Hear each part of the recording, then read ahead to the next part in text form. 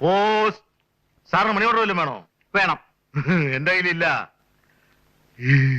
Paravur post ഓഫീസിലെ പോസ്റ്റ്മാനായിരുന്നു ഗോപാലൻ.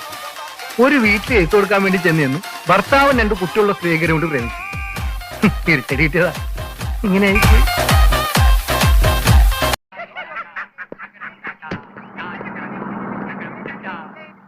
നോക്കടാ, ഒരു മുഴുക്കിറുക്കൻ.